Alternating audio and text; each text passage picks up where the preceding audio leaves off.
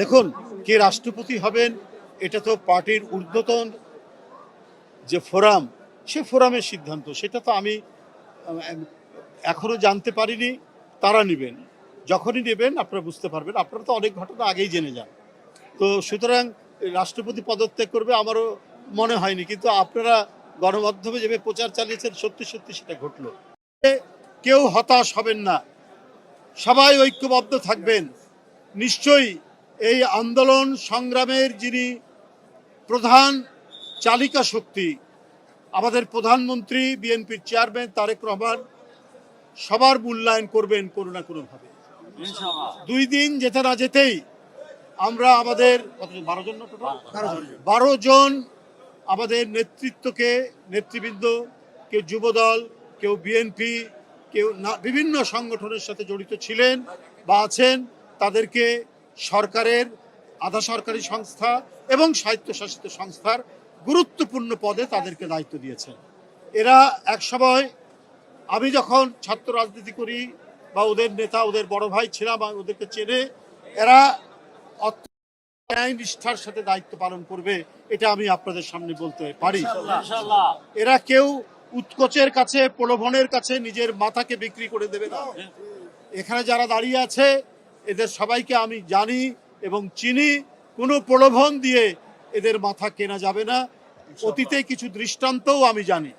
তো এই দিয়েছেন বন্ধুরা আমার, তিনি $1 ট্রিলিয়ন, $1 ট্রিলিয়ন ইকোনমির কথা ঘোষণা করেছেন। বিদেশি উদ্যোক্তাদেরকে সেখানে গ্রহণ করা, সেখানে মূল লক্ষ্য সেটা হচ্ছে তারুণ্যের শক্তিকে ব্যবহার করা। এই যে $1 ট্রিলিয়ন যে অর্থনীতির কথা তিনি বলেছেন, এখানে এদেশে এখনো প্রচুর তরুণ বেকার, প্রচুর শিক্ষিত তরুণ বেকার। তারা যাতে কাজের সাথে সম্পৃক্ত হয়, আর তরুণরা কাজের সাথে সম্পৃক্ত হলে এইটা নেশন বিল্ডিংয়ে, জাতির গঠনে এক অভূতপূর্ব অবদান তৈরি করবে। সেই কর্মসূচি ঘোষণা করেছেন জনাব তারেক রহমান। সুতরাং কেউ বেকার থাকবে না, কেউ বেকারত্বের জ্বালায় অন্যায় অপরাধের মধ্যে যাবেন না। সেই প্রতিশ্রুতি তিনি দিয়েছেন, সেই কাজগুলো তিনি শুরু করেছেন। ইনশাল্লাহ সেটি অতি দ্রুত সেগুলো সফল হবে, সমাধান হবে। এর জন্য তিনি নিরন্তর চেষ্টা করে যাচ্ছেন।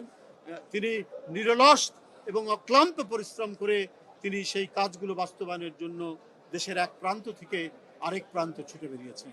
এবং যে গতকালকে যে নতুন অপেক্ষাকৃত তরুণ, আমাদের চাইতে তো বয়স কম, তাদেরকে যে দায়িত্ব দিয়েছেন, সেই দায়িত্ব পালন তারা অত্যন্ত নিষ্ঠার সাথে করবে, দক্ষতার সাথে করবে, সততার সাথে করবে।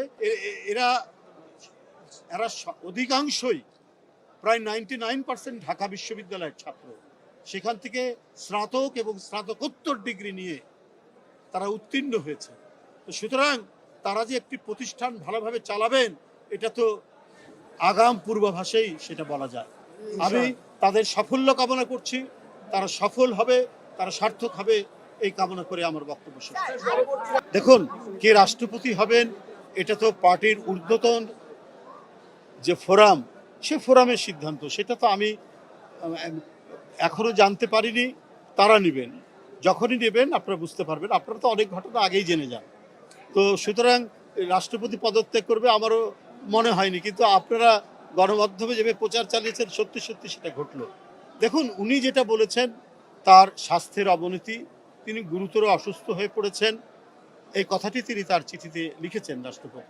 তো সুতরাং আমরা ওইটুকুই জানি, আমরা ওইটুকুর মধ্যেই থাকবো, যে আমরা এটাই জানি।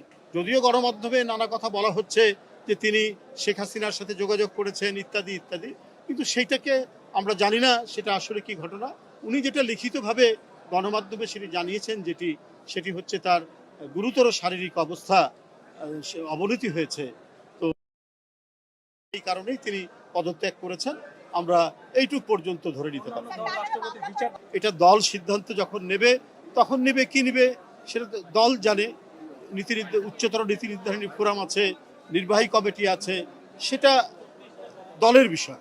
আমি ব্যক্তি মানুষ হিসেবে, দলের সিনিয়র যুগ্ম মহাসচিব হিসেবে শুধু ওইটুকুই বলি যে তিনি পদত্যাগ করেছেন তার শারীরিক অবস্থার অবনতি হওয়ার।